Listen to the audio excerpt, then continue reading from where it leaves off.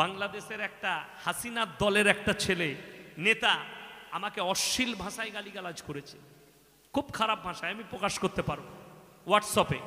আমি তাকে কি দোয়া দিয়েছি জানেন? আল্লাহ তোমাকে হিদায়াত দে, অন্য কিছু নয়। কেন? হাসিনার বিরুদ্ধে বলেছি। আমি তো এমন কিছু বলিনি, শুনেন আপনাকে দেখিয়ে দেবো। আপনারা কালকে পেপারটা খুলবেন, মোবাইলটা খুলে দেখবেন। এখন আবার শুনেছেন হিরো আলম বলে একটা খ্যাপা আছে, সে ভোটে দাঁড়াচ্ছে, এমপি হবে। কিয়ামতের আলামত বুঝতে পেরেছে না পারেন? আবার ওই সিদ্দিক বলে একটা চোর আছে, দেখেছেন বাংলাদেশে? তাকে জিজ্ঞেস করছে তুমি ভোটে দাঁড়াবে? ও মানে ওরও দাঁড়াবার ইচ্ছা আছে, মানে উ এমএলএ হবে। দেশটা কত সুন্দর চলবে বুঝতে পারছেন? সে ভালো করে আর্জেন্টিনা বলতে পারছে না, বলছে আচ্ছা তুমি কোন দলের সাপোর্টার? আর্জেন্টিনা। আর্জেন্টিনা বলতে পারছে না, সে হবে এমএলএ। এটা হচ্ছে কিয়ামতের আলামত। হিরো আলমের মতো পাগল যদি এমএলএ ভোটে দাঁড়ায়, বুঝতে পাচ্ছেন কিয়ামতের আলামতটা কত সুন্দর এসছে আপনার কাছে। ওই জন্য আমি সাবধান করে যাব, আপনাদিকে সাবধান হয়ে যান, নিজেদের মধ্যে শিক্ষা নিয়ে আসুন, চেতনা নিয়ে আসুন। আর আমি বলবো বিশেষ করে হাত তুলে বলুন, নামাজ জীবনে কেউ ছাড়বেন না ইনশাল্লাহ। নামাজ, রোজা, দিনদারি, পরেজগারি, তাকওয়া। আর না হকের সঙ্গে কখনো আপোষ করবেন না। বেঈমান কাফেরের সঙ্গে কখনো আপনার আপোষ হবে না। আপোষটা বলে দিই, আমাদের দেশের দেখবেন মানুষকে কিছু গুমরাহ করা হচ্ছে, আপনি কলকাতাতেই পাবেন। কি মুসলমান দিকে বোঝানো হচ্ছে ধর্ম যার যার, উৎসব সবার। আপনারা শুনেননি? আমি এটা দেখে আমার গ্রামের একটা এমএ পাস ছেলে বলছে, এই তোমাদের মতো হুজুররা বলতে পেরেছে, দেখো কত সুন্দর কথা বলেছে একজন নেতা, খুব ভালো কথা বলেছে, দামি কথা, ভালো তো। যদি উৎসব সবার হয়, কুরবানির সময় ওদিকে ডাকবো, গরুর ঠ্যাংটা ধরবি আয়। আমার বাড়িতে আমি মদন মিত্রকে দাওয়াত দেবো, গরুর ঠ্যাংটা ধরবে না, শুন মাংস ভুনা খাওয়াবো। ধর্ম যার যার, উৎসব সবার। মানুষকে ধোকা, প্রতারণা। শোনো, সম্প্রীতি যদি শিখতে হয় আমাদের মতো মৌলবীর কাছ থেকে শিখো। কোরআন সম্প্রীতি দিয়েছে, লাকুম দীনুকুম ওয়ালিয়া দীন। তোমার ধর্ম তোমার কাছে, আমার ধর্ম আমার কাছে। এর থেকে বড় সম্প্রীতি আর কিছু নয়। যদি বলেন মৌলবী তোমরা কি দিলে, শুনো আমরা কি দিয়েছি। আমার কয়েক হাজার বায়ান ছুটছে, বার করো। আমি সেদিনও বলেছি, কালকেও বলেছি, আল্লাহ নবী সাল্লাল্লাহু আলাইহি সাল্লামের হাদিস, তোমার বাড়ির পাশে কে বসবাস করছে দেখো না, সে হিন্দু না, জৈন না, খ্রিস্টান না, ইহুদি না, নাসারা, সে দলিত না, আদিবাসী, সে যদি ক্ষুধার্ত হয় খাবার দাও, বস্ত্রহীন হলে বস্ত্র দাও, বিপদে পড়লে তার পাশে দাঁড়াও। এটাই হচ্ছে নবীজি সাল্লাল্লাহু আলাইহি সাল্লামের আদর্শ। এর থেকে বড় সম্প্রীতি আর কি বুঝাবে তুমি? কিন্তু শোনো, কোরআনে আছে লা ইলাহা উলাই ওয়া লা ইলাহা উলা, তোমরা দুটো নৌকাতে পা দিও না। আমাদের দেশের লোক মনে করে আমার আল্লাহ ভাগে চাষ করে, তাই না? ভাগে চাষটা বুঝিয়ে দেবো কি বলে দিই, ভাগে চাষ। ওই জন্যে আপনাদের কলকাতার খবর জানি না, আমার বর্তমানের খবর বলছি। কি বুঝলেন? বর্তমানের খবর আপনি পশ্চিমবাংলায় দেখতে পাবেন, কোলেতে ঠাকুরটাকে নিয়েছে, বলছে মা সরস্বতী সকলকে বিদ্যা দাও, বুদ্ধি দাও। আরে হারাম খোর, তুই নিজেকে কি করে মুসলমান বলিস বে? আমি কখনো আমার 15,000 জলসায় আমি আপনাদেরকে চ্যালেঞ্জ ছুড়ে যাচ্ছি, কেউ যদি বার করতে পারেন আমি কোনো ধর্মকে বিদ্বেষমূলক কথা বলেছি, তার জুতোর মালা পরবো ইনশাল্লাহ না। কিন্তু যদি তুমি আমার ধর্মকে নিয়ে খেলা করো, তোমাকে ছেড়ে কথা বলবো না। তুমি যদি বলো আমি বেঈমান, তুই সব খেতে পাবি, কোনো অসুবিধা না, সব খাগা। কিন্তু যদি বলো মুসলমান, তোর উপরে ইসলামের আইন লাগু হবে, তার বাইরে যেতে পাবি না। আমাদের দেশের আর্টিস্ট শাহরুখ খানজি, সম্মানী মানুষ, তিনি দাঁড়িয়ে বললেন হামারা ফ্যামিলি সেকুলার है, गौरी अपने धर्म पालन करती है और मैं अपना धर्म मानता हूं, ये इस्लाम कभी एक्सेप्ट नहीं करेगा तुमको। देश कर सकता है लेकिन हमारे अल्लाह तुम्हें एक्सेप्ट नहीं करेंगे, हमारे रसूल तुम्हारे लिए जायज नहीं है, क्योंकि तुमने गलत कह दिया। इस्लाम वो चीज है, कलमा पढ़ो, इस्लाम में दाखिल हो जाओ। শোনো, যাদের মনে হয় আমি ওই অন্ধ ভক্ত দিকে বলতে চাইছি, যারা বলছো ইসলাম বিদ্বেষিতা দিকে বলি, শোনো, পুরীর জগন্নাথ মন্দিরে জন্মসূত্রে হিন্দু না হলে প্রবেশ করতে পাই না।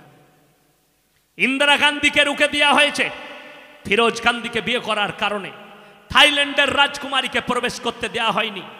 জন্মসূত্রে হিন্দু নয় বলে। আর আমার ভাই, আমি চ্যালেঞ্জ ছুড়লাম, দলিত হোক, আদিবাসী হোক, যেই হবে হও, আজকেই যদি বলো লা ইলাহা ইল্লাল্লাহ মুহাম্মাদুর রাসূলুল্লাহ, কালমা পড়ে মুসলমান হও, আজকেই তুমি ফজরে ফার্স্ট কাতারে ইমামের পেছনে দাঁড়িয়ে নামাজ পড়তে পাবে। পৃথিবীর কেউ বলবে না তুই আজকে মুসলমান হয়েছিস, পেছনে যা। জোরে একবার বলুন সুবহানাল্লাহ। তুমি যদি আজকেই বলো লা ইলাহা ইল্লাল্লাহ, কালকেই তুমি বাদশা ফারহাদের পাশে কাবা ঘরে দাঁড়িয়ে নামাজ পড়তে পাবে, তোমাকে কেউ বাধা দিবে না। এটার নাম ইসলাম। আমরা টাকা দিতে পারবো না, পয়সা দিতে পারবো না, তোমাকে অন্তরে জায়গা দিতে পারবো। ইসলাম বাজ বিচার করে না। তুমি যদি আজকেই বলো লা ইলাহা ইল্লাল্লাহ, তুমি আমার প্লেটে বসে খেতে পাবে, আমার দস্তরখানে বসতে পাবে। তোমার যোগ্যতা থাকলে আমার বোনকে বিয়ে করতে পাবে, আমার যোগ্যতা থাকলে আমি তোমার বোন বিটিকে বিয়ে করতে পাবো। জোরে বলুন সুবহান। ইসলাম এত সুন্দর, ইসলাম কেউ কি বিদ্বেষ শিখায়নি, আল্লাহর কসম। এটা মাথায় নিয়ে যাবেন। আমার নবীজি সাল্লাল্লাহু আলাইহি সাল্লাম কি শিক্ষা দিয়েছেন শুনেলেন? যারা নবীজির আদর্শ জানেন না তাদেরকে বলি, কান খুলে শুনে যান। কলকাতায় আন্দোলন হয়েছে, নূপুর শর্মার বিরুদ্ধে, হয়েছে না হয়নি?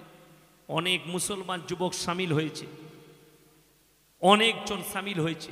হাওড়ায় আন্দোলন হয়েছে, দোকানপাট ভাঙচুর হয়েছে, পার্টি অফিস ভাঙচুর হয়েছে। এরা আমার নবীর উম্মত হতে পারে না। লেখলেন কাউস থাকে, এরা আমার নবীর উম্মত হতে পারে না। আপনাদের দেশে কুকুর কামড়ালে কুকুরকে আপনারা মিঠা বুঝে কামড়িয়ে দেন তো, ঘুরিয়ে কামড়ানো যাবে? আপনি কামড়িয়ে দিলে আপনিও কুকুর হয়ে যাবেন। কুকুর কামড়ালে কুকুরকে কামড়াতে নাই, তাকে ভ্যাকসিন দিতে হয়, ইঞ্জেকশন লাগবে। নূপুর শর্মার সব থেকে বড় ইঞ্জেকশন আমাদের মতো মৌলবীরা। কথাটা বুঝতে পারেননি? আমি সর্বপ্রথম দোয়া করছি, আল্লাহ তার তকদিরে যদি ঈমান লেখা থাকে ঈমান দাও, তা না হলে তাকে পৃথিবীর মানচিত্র থেকে মুছে দাও। সকলে জোরে আল্লাহুম্মা আমিন। এর থেকে বড় হাতিয়ার আর কিছু নেই। আর আল্লাহর থেকে বড় বিচারক পৃথিবীতে আর কেউ নেই। আছে? নেই। যদি তাদের কারো মনে হয় আল্লাহ কখন বিচার করবে, ফেরাউনকে দেখে মনে মনে করো আল্লাহ কখন বিচার করেছিল। নমরুদকে দেখে ভাবো আল্লাহ কেমন বিচার করেছিল, কখন করেছিল। ঘড়ির লাটাই দেখেছেন? ঘড়ি উড়োয় চলতেই থাকে, কিন্তু মাল আয়ত্তের বাইরে যাবে না।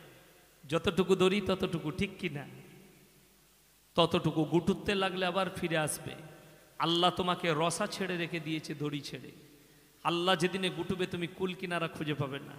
ফিরাউনের মতো বেঈমানকে আল্লাহ সিজদায় ফেলিয়েছে। জোরে বলুন সুবহানাল্লাহ। ফিরাউনের মতো বেঈমান সিজদায় পড়ে আল্লাহর কাছে কেঁদেছে। কখন জানেন? যারা মনে মনে করে আমাদের দেশের লোকেই আমাদের অনেক রোগ আছে। কি? অনেকজন 3টে 4টা ছেলে নেয়, 2টো বাপের বেটা হয়, 2টো বেটার বাপ। বুক চাবড়ি বলবে আমি 2টো বেটার বাপ। তোর কি কারদানি আছে যে তুই ছেলে করলি? সন্তান আল্লাহ দান করেছে, তুমি হচ্ছ বাহানা। রুজি আল্লাহ দান করে, আপনি হচ্ছেন বাহানা। আপনার যে সম্পদ আছে আল্লাহ দিয়েছে আপনাকে, যে কোনো দিন চলে যেতে পারে। যারা মনে মনে ভাবে আমার কাছে যে ধন সম্পদ এসছে এটা আর কোনোদিন যাবে না, তাদেরকে বলবো তুমি দুনিয়াতে খালি দেখে নাও। নবাব সিরাজউদ্দৌলা আছে তো, তাদের ধন সম্পদ কোথায় গেল কেউ জানে না। ঘরটি পড়ে আছে। আমাদের দেশের অনেক রাজ্যের লোক যায়, অনেক জেলার লোক যায় হাজারদুয়ারি দেখতে, ভেতরে একটা মালু আসল নাই, সব নকল। খালি আয়নাটা আসল আছে, বাকি সব নকল। প্লেট নকল, যা কিছু আছে সব নকল। আমার ওখানে টিকিট ফ্রি, আমার টিকিট লাগে না, আমি ঢুকেই না। মানুষের আকীদা, আপনি অবাক হয়ে যাবেন। নবাব সিরাজউদ্দৌলার অস্তিত্ব আল্লাহ মিটিয়ে দিয়েছে, আল্লাহর কসম। তুমি মিটিয়া বুরুজের মাটি থেকে তুমি মিটে যাবে, তোমার জায়গা দাঁড়িয়ে থাকবে, তোমার সম্পদ দাঁড়িয়ে থাকবে। তোমার পরে তোমার জেনারেশন মালিক হবে, তারপরের জেনারেশন মালিক হবে, তুমি চলে যাবে। পরের পরে এটা আল্লাহ দুনিয়ার পরম্পরা তৈরি করেছেন। পৃথিবীর যতগুলো বৈজ্ঞানিক আছে এক কাছে করে দেন। আল্লাহ কোরআনে চ্যালেঞ্জ ছুড়েছে, দুনিয়ার ভেতরে কি আছে তোমরা গবেষণা করছো, একবার বলতে পারবে? পৃথিবীর বাইরে আল্লাহ কি রেখেছে এটা বলার ক্ষমতা তোমাদের নাই। জোরে একবার বলুন সুবহানাল্লাহ। এখানে ফেলোয়ার শুধু তাই নয়, কলকাতার যতগুলো ডাক্তার আছে সব ডাক্তারগুলো পিজি থেকে শুরু করে যতগুলো হসপিটাল আছে এক কাছে ইডেন গার্ডেনে জড়ো করুন। তাদের কাছে আমার একটাই প্রশ্ন রয়ে গেল, হে ডাক্তার বাবুরা, তোমরা কেউ বুক ফাড়ছো, কেউ ব্রেন ফাড়ছো, কেউ পা ফাড়ছো, কেউ পিঠ ফাড়ছো, কেউ হাটের অপারেশন। একবার বলো আল্লাহ মানুষের মধ্যে প্রাণটাকে কোথায় রেখেছে, রুহটাকে বলার ক্ষমতা নেই। ফেলুয়ার, জোরে একবার বলো নারাই তাকবীর। আল্লাহর কাছে পৃথিবীর মানুষ, ডাক্তার, বৈজ্ঞানিক, সায়েন্স সব ফেলুয়ার। তোমরা ফেলুয়ার হয়ে যাবে আমার কাছে যদি জিজ্ঞেস করা হয় মানুষের মধ্যে আল্লাহ রুহটাকে কোথায় রেখেছে। কেন? আঙ্গুলে ক্যান্সার, মানুষ মারা গেছে। ব্রেনে টিউমার, মানুষ মারা গেছে। পায়ের আঙ্গুলে ক্যান্সার, মানুষ মারা গেছে। আমার নবী, বিশ্ব নবী চোখের পানি ফেলালেন আর আল্লাহকে প্রশ্ন করছেন, ইয়াসআলুনাকা আনির রূহ, ওগো আল্লাহ রূহটা কি? আমার আল্লাহ সঙ্গে সঙ্গে বললেন, ইয়াসআলুনাকা আনির রূহ কুলির রূহু মিন আমরি। হে আমার বিশ্ব নবী, রূহ হচ্ছে আমার আল্লাহর একটা হুকুম। আমি বলবো চলে যা, চলে যাবে। আমি বলবো ফিরে আই, ফিরে আসবে। আমার ভাইয়েরা, আমার মায়েরা, বোনেরা শুনে নিন। আপনার মনে মনে হবে আপনার শক্তি, আপনার দৌড় কত দূর আছে। পৃথিবীর যতগুলো ধর্ম আছে, যতগুলো মানুষ আছে, সবাই একে অপরকে অস্বীকার করবে। আল্লাহর কসম করে বলছি, মানুষ হচ্ছে অসহায় আর দুর্বল। আমার আল্লাহ কোরআনে বললেন, ইন্নাল ইনসানা খুলিকা হালুয়া, আমি মানুষকে অসহায় আর দুর্বল সৃষ্টি করেছি। দুর্বলতাটা বলে দিই, এক জায়গায় পৃথিবীর রাজা, বাদশা, নেতা, মন্ত্রী, কোটিপতি, ধনী, দরিদ্র সবাই ফেলোয়ার। সেটা কোথায়? মৃত্যুর কাছে। জোরে একবার বলুন সুবহানাল্লাহ। মৃত্যুর কাছে ফেলোয়ার। কারোর মৃত্যু হবে এসি রুমের ভেতরে, কেউ মারা যাবে মিটিয়া বুরুজের ফুটপাতে শুয়ে।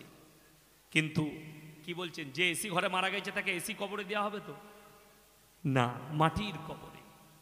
তোমার কাফনটার দাম 2000 হবে, যে ফুটপাতে মারা গেছে তার কাফনের দাম হবে 700 টাকা। কিন্তু আল্লাহর কসম, কবরে যাওয়ার পরে কাফনের বিচার করা হবে না, তোমার বিচার করা হবে, তোমার আমলের বিচার করা হবে। চোখের পানি ফেলা, মৃত্যুর কাছে সব কেমন ফেলুয়ার বলে দিই। আল্লাহ কোরআনে বললেন, ওয়ালাউলা ইজা বালাগাতিল হুলকুম। হুলকুম মানে হচ্ছে হালাকটা। এই হালাকে মৃত্যুকে টেনে আনবে কখন? যখন তোমরা মৃত্যুর শয্যায় পৌঁছে যাবে টেনে। কোরআনে অপর জায়গায় আছে, ওয়ান্নাজিয়াতি গরকা, দ্রুত গতিতে। গরক মানে হচ্ছে ডুব মারা। আমার ফেরেশতারা দ্রুত গতিতে তোমাদের কাছে পৌঁছায়, তোমাদের শরীরে ডুব মারে আর রূহটাকে ধরে ওয়ালাউলা ইজা বালাগাতিল হুলকুম, এই হালাকটাই টেনে আনে। আনতুম হিনাইজিন তানজুরুন, তুমি খালি বিছানায় পড়ে ভ্যাল ভ্যাল করে তাকিয়ে দেখবে, তাছাড়া তোমার আর কোনো উপায় থাকবে না। মানুষ যদি মৃত্যুর সময় বলার ক্ষমতা রাখত, একটাই উপদেশ দিয়ে যেত, হে আমার পরিবার বর্গ, তোমরা কোনোদিন খারাপ কাজ করো না, আল্লাহকে ভুলো না। এই উপদেশ দিত। কিন্তু আল্লাহ ক্ষমতা কেড়ে নেয় মানুষের, যখন এই হালাকে টেনে নিয়ে আসে মৃত্যুকে, ফেরেশতারা টেনে বার করে মৃত্যুকে। তখন দেখবেন ওই অবস্থায় কারোর মুখ দিয়ে রক্ত বেরিয়ে যায়, কারোর পেশাব বেরিয়ে যায়, কারোর পায়খানা বেরিয়ে যায়। ওটা হচ্ছে মত। যখন জানটা বার করে সেটার কষ্ট। একবার বলো পৃথিবীর ডাক্তারকে, তোমরা রুহটাকে বার করে দেখিয়ে দাও আল্লাহ প্রাণটা কোথায় দিয়েছে। রবট তৈরি করেছে, রবটে খানা দেয়, রবটে ক্যাশ বাস্ক সামালে, তাকে কম্পিউটারে তাকে ব্যবহার করতে হয়, কম্পিউটার তাকে পরিচালনা করতে হয়। আল্লাহর কসম, তোমরা সব করে নিতে পারবে কিয়ামত পর্যন্ত, মানুষের মধ্যে রুহটাকে দিতে পারবে না। জোরে বলুন সুবহানাল্লাহ। এখানে ফেলুয়ার শুধু তাই নয়, আরো একটু আগে চলুন। যারা আমার আল্লাহকে চিনতে পারেননি, আমি আল্লাহকে চিনিয়ে দেবো, সকলে চিনবো। জোরে বলুন ইনশাআল্লাহ। আমার ভাইয়েরা, আমার মায়েরা, বোনেরা, তোমরা যদি আল্লাহকে চিনতে চাও, গোলাপের পাপড়িতে আল্লাহকে দেখতে পাবেন, রজনীগন্ধার সুগন্ধিতে আল্লাহকে দেখতে পাবেন। আল্লাহকে যদি দেখতে চাও, ডাবের জলেতে আল্লাহকে দেখতে পাবেন, কমলা লেবুর ভেতরে আল্লাহকে দেখতে পাবেন, খেজুরের গুড়েতে আল্লাহকে দেখতে পাবেন। আল্লাহকে যদি দেখতে চাও, তোমরা গোলাপের পাপড়িতে দেখতে পাবে। আমাদের দেশে দেখবেন কোন ছেলে যদি ময়ূরের ছবি আঁকে,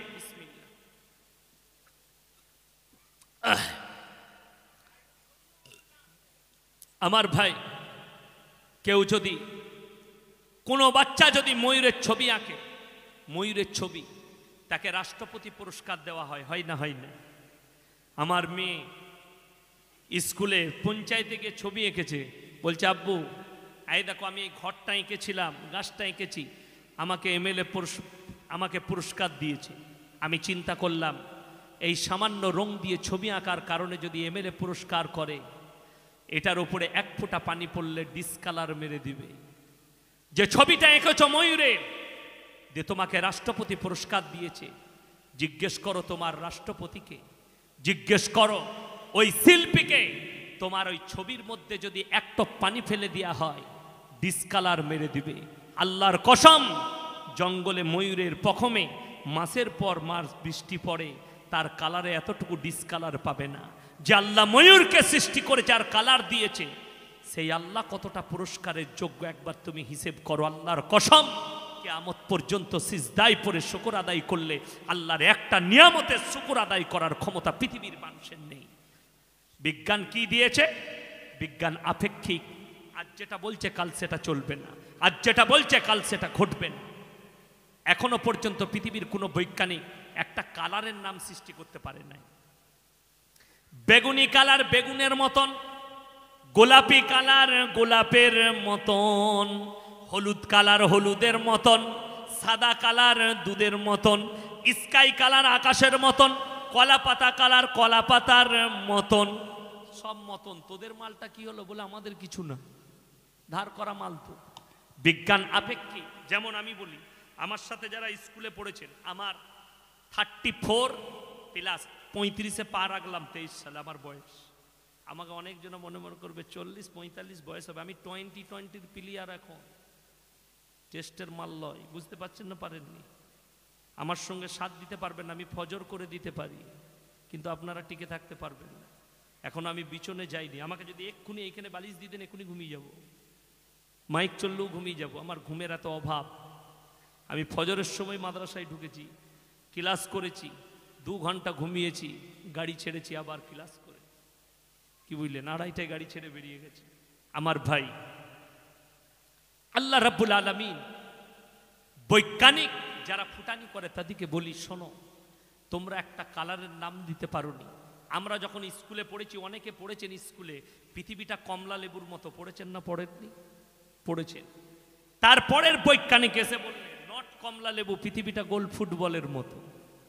এখনকার কিছু বৈজ্ঞানিক বলছে নট গোল ফুটবল, পৃথিবীটা ডিম্বাকৃতি। আবার কিছুদিন পরে কোনো বৈজ্ঞানিক এসে বলবে নট ডিম্বাকৃতি, মালটা টেরা বাঁকা, মানে তোদের থিওরিতে আসবে না। আপনারা দেখবেন বৈশাখ মাস আসবে সামনে, এটা কি চলছে, মাঘ ফাল্গুন চৈত্র বৈশাখ, যেমনি চৈত্র মাসের 20 পেরিয়ে যাবে, খালি সেন্টারগুলো খুলবেন টিভি, খালি আবহাওয়া দপ্তরগুলো উত্তর পশ্চিম দিক থেকে হাওড়া হুগলি মেদিনীপুর মুর্শিদাবাদের ওপর দিয়ে উড়িষ্যার বর্ডার হয়ে 180 কিলোমিটার ঝোড়ো হাওয়া বয়ে যাবে, বজ্রসহ বৃষ্টিপাত হতে পারে। মালটা ফাঁকা চলে গেল, কিছুই নাই। যেদিনে বললে আজকে মেঘ আকাশচ্ছন্ন থাকবে, মেঘচ্ছন্ন আকাশ থাকবে, হালকা বৃষ্টির সম্ভাবনা আছে, ঠান্ডা থাকবে, আবহাওয়া একটু নরম থাকবে, সেদিনে খবর পড়ে যেমনি বেরিয়ে ধর্মতলায় এইছে, একদম কোন থেকে মেঘ উঠে এমন ফুটিয়ে দিলে, সব উড়িয়ে দিলে, বললে তুমি যে এখনই খবর পেরে এলে, মালটা ছিল কোথায়? বলে ওইটাই বুঝতে পারছি না ছিল কোথায়। তার নাম আল্লাহ। জোরে বলুন সুবহানাল্লাহ। আপনারা অনেকে পড়েছেন, আমরা পড়েছি, পৃথিবীর থেকে সূর্য 13.5 লক্ষ গুণ বড়। পড়েছেন না পড়েননি? কার বাপের মিটার দিয়ে মেপে হলো বলতে পারবেন? আন্দাজে অনুমান করে বলেছে, মিটার দিয়ে মাপেনি, আন্দাজে অনুমান করে। যিনি প্রথম চাঁদে গেছে তার নাম হচ্ছে নীল আর্মস্ট্রং। তিনি তার প্রতিবেদনে লিখছে, আমি চাঁদের মাটিতে যখন প্রথম পা রাখলাম, একটা থানসাবের বোতলে লাত মারলাম, বোতলটা গড়িয়ে চলে গেল। তোর আগে চাঁদে কেউ যায়নি, ফেরেশতারা থানসাব কাছে। কথাটা বুঝতে পারেননি? ধোকাবাজ। রাশিয়ার বৈজ্ঞানিকরা বলেছে নীল আর্মস্ট্রং মিথ্যা কথা বলেছে, গবেষণা করছি, সে চাঁদেতে পৌঁছায়নি, কোনো উঁচু পর্বতমালায় নেমে মানুষকে ধোকা দিয়েছে। আপনারা শুনেছিলেন সুনিতা উইলিয়ামসের নাম, নাসার একজন বৈজ্ঞানিক, গুজরাটের বংশোদ্ভূত। সেই মেয়েটা চাঁদ থেকে ঘুরে এসে একটা প্রতিবেদন দিয়েছিল যে আমি চাঁদ থেকে 2টো জিনিস দেখতে পেয়েছি, একটা মক্কা, একটা মদিনা। তখন আমাদের দেশের মুসলমানরা বললে ইসলাম সত্য, দারুণ কথা। আবে ধোকাবাজু। ধোকাবাজটা শুনেলেন কিরকম? যাতে মুসলমানরা বিশ্বাস করে যে আমরা চাঁদে পৌঁছেছি। বুঝতে পেরেছেন না পারেননি? তুমি যদি এটাই দেখলে, কই কেউ প্রমাণ করাতে পারবেন সুনিতা উইলিয়ামস ইসলাম কবুল করেছে, ওটা দেখার পর তো ইসলাম কবুল করলিয়া দরকার। কথাটা বুঝতে পারেননি আমার? কিন্তু এখনো করেনি। এটার নাম হচ্ছে বেঈমানি, ধোঁকাবাজি, প্রতারণা। ইসলাম প্রতারণা, ধোঁকাবাজিকে বিশ্বাস করে না। শুধু তাই নয়, শুনে নেন, বৈজ্ঞানিকরা বলছে পৃথিবীটা ঘুরছে, চন্দ্র সূর্য দাঁড়িয়ে আছে, বলছে না বলেনি? এক্সাম্পল, এই স্টেজটা যদি ঘুরে, আমরা যতজন বসে আছি এখানে, আমরা যদি নিজের জায়গায় দাঁড়িয়ে থাকি, আমাদের দিক পরিবর্তন হবে, স্থানকারও পরিবর্তন হবে? হবে না। বিজ্ঞান কোথায় মিস্টেক করেছে শুনে নেন। কোরআনের কাছে কোন জায়গায় মিস্টেকে ধরা পড়েছে বিজ্ঞান? এক জায়গায়, চন্দ্রগ্রহণ এবং সূর্যগ্রহণ। চাঁদ আর সূর্য যদি নিজের জায়গায় দাঁড়িয়ে থাকে, কখনো চন্দ্রগ্রহণ সূর্যগ্রহণ হতে পারে না। যদি বলেন কোরআন কি বলছে, সূরা ইয়াসিন আমার আল্লাহ বললেন, কুল্লুম ফি ফালাকি ইয়াসবাহুন, নবমণ্ডলে যা আছে তারা যেন নিজের নিজের কক্ষপথে চলমান। জোরে বলুন সুবহানাল্লাহ। নারায়ে তাকবীর। শুধু তাই নয়, নারায়ে তাকবীর। আল কোরআনের আলো, আল কোরআনের আলো, নারায়ে তাকবীর। শুধু তাই নয়, আমার আল্লাহ রাব্বুল আলামিন আরো দলিল দিলেন। শোনো, একটা, এই যে দুটো বোতল দেন আমাকে, দুটো বোতল দেন। ইয়েস, এই দুটো বোতল একই রাস্তায় ছুটছে, এরকম ভাবে রাস্তায় যাচ্ছে। একে ওভারটেক করলে মুখ দিকে বের হচ্ছে, ভেতরের সমস্ত কিছু গলে গলে মুখ দিকে বের হচ্ছে, কিন্তু মৃত্যুবরণ করেনি। আমার ভাইয়ের, আমার মায়েরা, বোনেরা, আল্লাহর হাবিবকে বললে, ইয়া রাসূলুল্লাহ, ইয়া হাবিবাল্লাহ, তারা কি অপরাধ করেছে? আমার নবী বিশ্বনবী বললেন, প্রথম যে মেয়েটির কথা বললাম, সে রাস্তাঘাটে পর পুরুষের সামনে নিজের মাথার চুল প্যাটপিট খুলে বেপর্দা ভাবে ঘুরে বেড়াত, আল্লাহ তাই তাকে ওই আযাব দান করেছে। দ্বিতীয় যে মেয়েটির কথা বললাম, সে নিজের স্বামী ছাড়া স্বামীর অবাধ্যতা করত এবং পাড়া প্রতিবেশীতে একে অপরের মধ্যে ঝগড়া বিবাদ সৃষ্টি করত, তাই আল্লাহ তাকে ওই আযাব দান করেছে। তৃতীয় যে মেয়েটির কথা বললাম, সেই মেয়েটা নিজের স্বামী ছাড়া অপরের সঙ্গে শারীরিক সম্পর্ক রাখত, পরকিয়া করত, তাই আল্লাহ তাকে ওই আযাব দান করেছে। আমার শিক্ষিত সমাজের ভাইয়েরা, ভারতবর্ষের মাটিতে ধর্ষণ বেড়ে যাচ্ছে, কিডন্যাপ বেড়ে যাচ্ছে, বলাৎকার বাড়ছে, পরকিয়া বেড়ে যাচ্ছে। তার কয়েকটা কারণ আছে। আমি চ্যালেঞ্জ ছুড়ছি ভারত সরকারকে, এক মাসের জন্য খালি কোরআনের আইন লাগু করে দাও, এই ভারতে ক্রাইম থাকবে না, চুরি থাকবে না, পরকিয়া থাকবে না, ধর্ষণ থাকবে না। আমাদের যে হাজী সাহেব ভাইরা আছেন, আপনারা আমার দলিল, আপনাদিকে দিয়ে দলিল দিই, পৃথিবীর ইতিহাসে 40 লাখ হাজি মক্কা মদিনায় হাজির হয়, তার মধ্যে কমপক্ষে 15 লক্ষ মেয়ে ছেলে হাজি থাকে, তার মধ্যে কমপক্ষে 8 থেকে 10 লাখ যুবতী বিটি ছেলে থাকে। ইন্দোনেশিয়া, মালয়েশিয়া, মিশর, কাতার, কুয়েত, লেবানন, এই দেশের মুসলিম রাষ্ট্রগুলোর সব যুবতীরা হজ করতে যায়, যুবকরা। বড় কষ্ট লাগে। পৃথিবীর ইতিহাসে চ্যালেঞ্জ ছুড়লাম, একটা বার করো, একটা যুবতী হজের ময়দানে ধর্ষিতা হয়েছে? জোরে একবার বলুন নারায়ে তাকবীর। কখনো একটাও বার করতে পারবে না ইসলামের ইতিহাসে। কেন? মক্কা মদিনায় আইন আছে, চুরি করলে হাত দুটো কেটে দাও, ব্যভিচার করলে, ধর্ষণ করলে তাকে রাজপথে দাঁড় করিয়ে মুন্ডু ছেদ করে দাও, কোরআনের আইন। পরকিয়া করলে ছেলেটাকে আর মেয়েটাকে অর্ধেকটা পুঁতে পাথর মেরে হত্যা করে দাও, তা না হলে মুন্ডু ছেদ করে দাও, খ্যাপা কুকুর লাগিয়ে দাও। ছেলে যদি অবিবাহিত হয়, মেয়ে যদি অবিবাহিত হয় আর পরকিয়া করে, তাদেরকে 100টা কুড়া মারো আর ইস্তেগফারের নামাজ পড়া করাও। আমাদের দেশের আইন কিন্তু আলাদা। কেউ যদি ধর্ষণ করে টাকা দিলে ছাড় পায়, পরকিয়া করলে জরিমানা দিলে ছাড় পেয়ে যায়। আমাদের দেশে জরিমানা হয় না। দেখিয়ে দেবো, আপনাদের এখানে কি হয় জানি না। গোটা রাজ্যে যেগুলো পঞ্চায়েতে এলাকা আছে, বিচার হয়, বিচার ডাকা হয়, কি অমুকজন অমুকজনের সঙ্গে পরকীয়ায় ধরা পড়েছে বলে তোর 3 লাখ টাকা জরিমানা। প্রথমেই আপনাকে জানতে হবে ইসলামে জরিমানা হারাম। জরিমানার টাকা যারা খাবে তারা হারাম খাবে, লেখেলেন। যে কোনো মুফতির কাছে ফতোয়া দিবেন, আমি বলে যাচ্ছি ইসলামে জরিমানা এই জন্য হারাম। যদি জরিমানা করা হয় অন্যায়কে প্রশ্রয় দেওয়া হয়। কেমন প্রশ্রয় আমি বলে দিই। আমি ধরলেন ইংরেজ, একটা এক্সাম্পল দিচ্ছি, 20 কোটি টাকার মালিক। আমি একটা মেয়েকে ধর্ষণ করলাম, আমার মিটিয়াবুরুজের লোক বিচার ডাকলো, তোমার 4 লাখ টাকা জরিমানা। একটা 20 কোটি মালিকের কাছে 4 লাখ টাকাটা 4 টাকার থেকেও কম, ঠিক কিনা? আমি উৎসাহ পেলাম, টাকা দিয়ে ছাড় পেয়েছি, আবার একটা মেয়েকে করব, অসুবিধা নেই। এই জন্যে ইসলামে নিষেধ। যদি একজন ধর্ষণকারীকে রাজপথে দাঁড় করিয়ে মুন্ডুচ্ছেদ করা হতো, ভারতে আর দ্বিতীয় ধর্ষণ হতো না। একটা পরকীয়াওয়ালাকে যদি অর্ধেকটা পুঁতে পাথর মেরে হত্যা করে দেওয়া হতো, দ্বিতীয় পরকীয়া করার চান্স কেউ পেত না। চুরি করলে হাত দুটো কেটে দাও, আমাদের দেশে চুরি করলে উৎসাহ দেওয়া হয়।